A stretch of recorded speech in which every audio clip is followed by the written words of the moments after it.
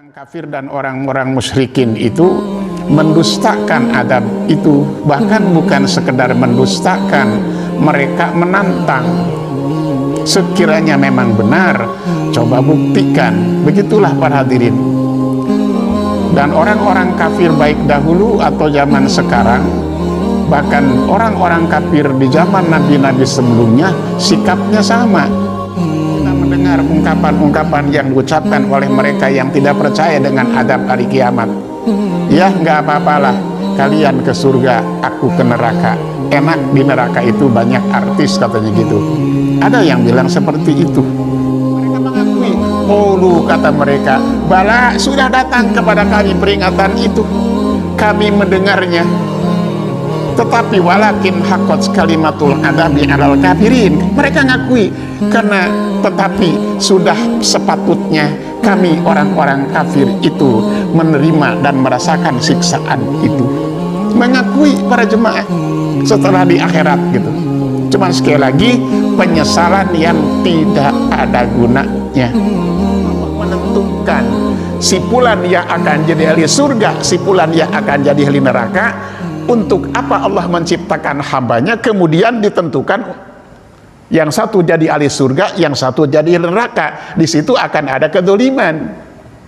Sementara Allah tidak akan berbuat dolim.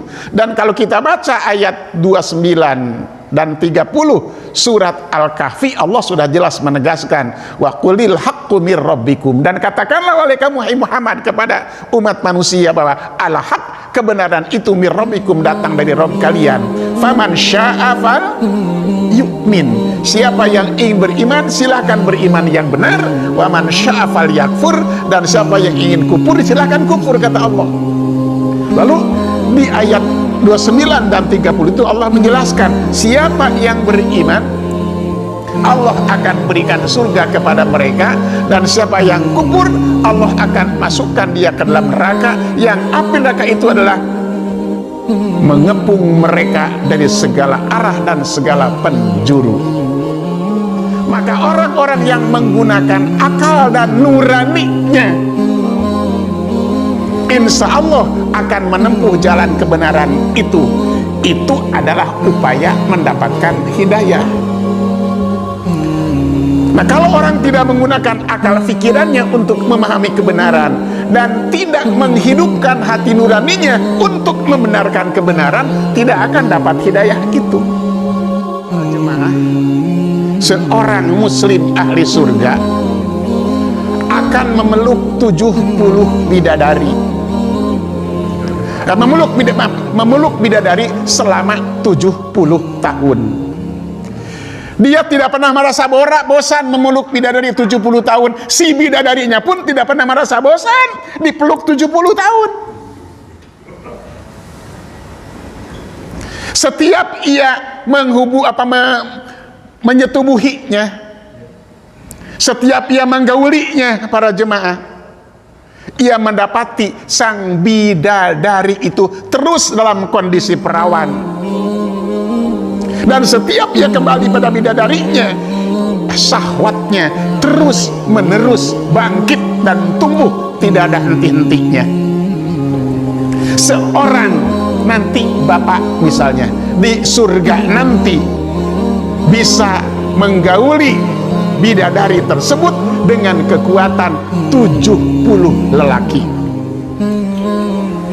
Dan hebatnya, si laki-laki tidak akan mengeluarkan mani, si perempuan pun tidak mengeluarkan mani. Kalau gitu nggak enak dong? Tidak. Sebab kalau ada mani, ada sperma yang keluar, bukan surga, kotor. Itu surga. Istrinya ya termasuk salah satu bidadarinya. Kan Rasul berkata kepada Ummu Salamah, bidadari dunia lebih baik daripada bidadari di akhirat. Jadi samping istrinya menjadi bidadarinya, ditambah bidadari surga yang kalau kita baca surat Ar-Rahman, lam yatmishunna insun qablahum wala jan, bidadari yang belum pernah disentuh oleh manusia, baik manusia ataupun jin, masih grace. Selalu grace ya? Oh iya, masih orsinil, masih disegel dan akan tetap terus disegel. Itu luar biasa nikmatnya surga para jemaah yang Allah siapkan untuk kelompok innal abroro lafi naim. Sesungguhnya ahli abror itu orang-orang yang akan mendapatkan kenikmatan yang luar biasa dari Allah Subhanahu wa ta'ala. Siapa yang tidak tertarik? Bodoh.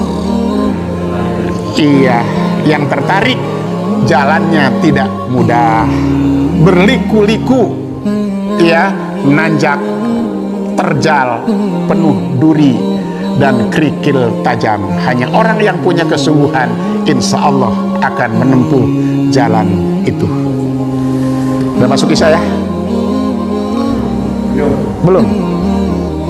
Baik, kalau gitu kita lanjutkan ke ayat berikutnya. Alal araiki yanzurun. Di ayat 23-nya, mereka para ahli surga duduk di atas dipan-dipan, melepas pandangannya. Dipan, jangan dibayangkan dipan tapangnya Betawi, jangan. Terbuat dari kayu yang kotor, bukan. Dipannya itu luar biasa, dipan surga, penuh dengan gemerlap-gemerlap lampu dan empuknya luar biasa. Mereka duduk bersandaran, berselonjoran di dipan-dipan itu, saling berhadap-hadapan antara satu dengan yang lainnya. Alal araik. Jadi bukan dipan biasa. Sehebat apapun sopak di muka bumi ini yang mahal harganya, ya, tidak akan bisa menyamai al araik, dipan-dipan yang ada di surga nanti. Gitu ya. Sudah masuk. Jadi yang turun saling melihat mereka satu dengan yang lainnya. Insya Allah mudah-mudahan kita nanti bertemu di surga, ya, walaupun matinya saya yang belakangan, jemaah yang duluan, atau saya jemaah yang duluan, saya belakangan. Ya. Itu bukan soal, kan, yang pasti semua saya dan para jemaah sedang ada dalam antrian menuju alam kubur. Nggak tahu siapa yang duluan, siapa yang belakangan. Mungkin yang muda dulu, yang tua belakangan, atau sebaliknya. Wallahu a'lam bishawab. Mudah-mudahan Allah berikan kemudahan kepada kita untuk menempuh jalan ke surga. Semoga bermanfaat.